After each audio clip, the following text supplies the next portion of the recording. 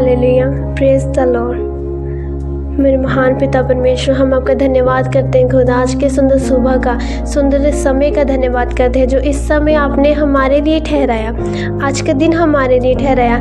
इस समय परमेश्वर हम आपकी आराधना में इकट्ठे हुए, हम आपका धन्यवाद करते हैं। सारी रात आपने हमें संभाल कर रखा, हर अंधकार की शक्ति को, डेविल स्पिरिट को, हर शैतानी योजना को हमारे जीवन से तो खत्म किया, आउट किया। हम आपका धन्यवाद करते, कैंसिल किया प्रभु जी। जैसे आपके वचनों में लिखा खुदा कि रात को तुम्हें किसी का भय नहीं होगा।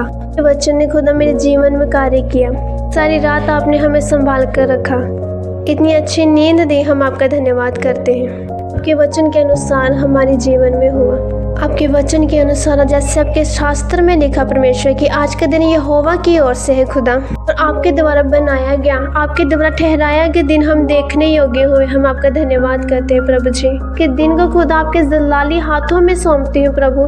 आप जैसा चाहते हैं खुदा मेरे जीवन में हो, दिन भर के सभी कामों को खुदा आपके हाथों में सौंपते हैं। आज के दिन में खुदा मैं जो काम करूँ, जो देखो, जो बोलूँ परमेश्वर तेरी ओर से हो, जो मैं सोचूं खुदा वो तेरी ओर से हो। जैसा आप चाहते हैं पिता वैसे मेरे जीवन में हो, मैं आपकी आज्ञा के अनुसार चलूं, आपकी मर्जी मेरे जीवन में हो। पूरा दिन खुदा आपका अनुग्रह आए, आपका समर्थ है, आपकी आशीष से भरा हो पिता परमेश्वर। मैं आपके दिए हुए मार्गों पर चल सकूं, मेरे जीवन में जो भी जन नया आए खुदा वो तेरी ओर से भेजा हो। आपकी दया, आपका फजल, आपका अनुग्रह आए। यीशु के नाम में मैं आपकी प्रार्थना, आज की प्रार्थना को मांगती हूँ, आमीन। कलीसिया, हम आज का वचन देखेंगे उत्पत्ति उसका 12 अध्याय 3 से लेकर 5 तक वचन देखेंगे। और जो तुझे आशीर्वाद दे उन्हें मैं आशीष दूंगा, और जो तुझे कोसे उसे मैं श्राप दूंगा, और भूमंडल के सारे कुल तेरे द्वारा आशीष पाएंगे। यहोवा के इस वचन के अनुसार अब्राहम चला, और लूत भी उसके संग चला। और जब अब्राहम हारान देश से निकला उस समय वह 75 वर्ष का था। सो अब्राहम अपनी पत्नी सारा और अपने भतीजे लूत को और जो धन उन्होंने इकट्ठा किया था और जो प्राणी उन्होंने हारान के प्राप्त किए थे सबको लेकर कनान देश में जाने को निकल चला, और वे कनान देश में आ भी गए। आमीन, हालेलुया। कलीसिया, आज का वचन हमें क्या बताता है? आज का वचन हमें इब्राहिम के उस समय की कहानी को बता रहा है जब इब्राहिम को परमेश्वर यहोवा द्वारा आज्ञा मिली थी कि तू इस टाइम जिस भी जगह पर रह रहा है अपने लोगों को, अपने स्थान को छोड़कर यहाँ से चला जा। कलीसिया, इब्राहिम ने वैसा ही किया, परमेश्वर की आज्ञा के अनुसार चला, और वह अपने स्थान को छोड़कर, अपने लोगों को छोड़कर वहाँ से चल दिया, और उसके संग लूत भी चला। इब्राहिम परमेश्वर यहोवा की आज्ञा के अनुसार चला, उस पर यकीन कर चला। उसने नहीं सोचा कि आगे चलकर उसके साथ क्या होगा, उसे क्या मिलेगा, रहने का स्थान उसे मिलेगा या नहीं मिलेगा। उसने इस सभी बातों का परवाह किए बिना वहाँ से चला गया। जब कलीसिया उसने परमेश्वर की आज्ञा के अनुसार चला, विश्वास किया परमेश्वर पर, तो उसे क्या मिला? परमेश्वर यहोवा ने उसे 7 आशीषों के साथ ब्लेस किया। पहली कि मैं तेरे नाम को बड़ा करूँगा, मैं तुम्हारी जातियाँ बढ़ाऊँगा, तुम्हारे द्वारा दूसरों को आशीष मिलेगी, तुम दूसरे के आशीष का कारण बनोगे, तुम आशीष का मूल्यधन बनोगे, तेरा नाम ऊंचा होगा।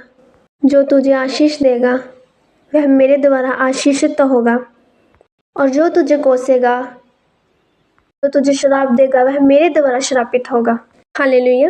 कलीसिया, इसका मतलब कि ये इब्राहिम था, वह परमेश्वर यहोवा द्वारा चुना गया था, वह औरों के आशीष का कारण बना। ये आशीष परमेश्वर द्वारा उसे दी गई थी, वह परमेश्वर ने दूसरे लोगों के लिए उसे खड़ा किया था। इसी तरह कलीसिया, जो परमेश्वर के दास है, जो परमेश्वर ने हमारे लिए ठहराए गए हैं, वह परमेश्वर ने हमारे मार्गदर्शन के लिए ठहराए हैं, जो हमें परमेश्वर की आज्ञा के बारे में बताते हैं, जो हमें परमेश्वर के वचनों के अनुसार चलने के लिए बताते हैं। कलीसिया, हमें यह अधिकार नहीं है कि हम परमेश्वर के द्वारा चुने गए, खड़े किए गए दास दासी को से उन्हें गलत बोलें, जब हम ऐसा करते हैं तो हम परमेश्वर यहोवा द्वारा श्रापित होते हैं, क्योंकि वैसे जिस तरह से वचन में लिखा कि जो तुझे कोसेगा वह मेरे द्वारा श्रापित किया जाएगा। तो कलीसिया क्या करना है?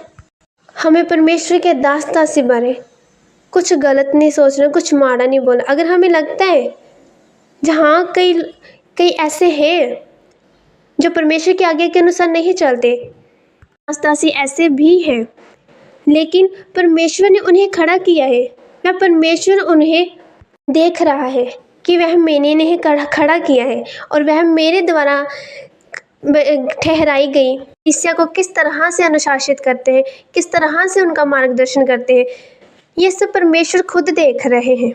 वह अगर किसी के साथ गलत करेंगे, गलत व्यवहार करेंगे या जो उनका मार्गदर्शन गलत तरीके से करेंगे, तो वह अपना प्रतिफल खुद स्वयं ही परमेश्वर यहोवा के द्वारा पा लेंगे। हालेलुया।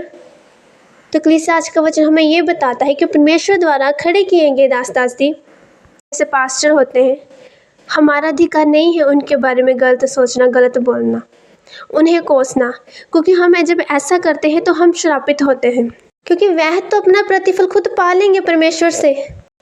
अगर कोई गलत कर रहा है कलीसिया के साथ, कोई पास्टर, कोई दास दासी जैसे परमेश्वर के अनुसार नहीं चल रहे, हमें लग रहा है कि वो नहीं सही चल रहे, तो ये परमेश्वर उनकी इच्छा ले रहा है।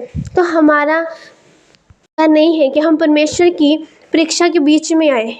परमेश्वर देख रहे हैं कि वो कैसे चल रहे हैं, उसका प्रतिफल परमेश्वर खुद उन्हें देगा। क्योंकि जब कलीसिया जो वो भी तो परमेश्वर यहोवा द्वारा ठहराएंगे, हम लोग परमेश्वर यहोवा के द्वारा ठहराएंगे। जो हमारे ऊपर परमेश्वर ने हमें दास दासी दी है, चाहे सही है या नहीं, चाहे गलत है, मेरे साथ कैसे भी व्यवहार करे, कैसे भी चले। और कलीसिया अगर हमें लग रहा है कि वो सही रास्ते पर नहीं चल रहे, वे हमारा मार्गदर्शन सही नहीं करे, तो हमें क्या करना है? हमें उनके लिए प्रार्थना करनी है, उन्हें आशीष देनी है। हमें परमेश्वर के आगे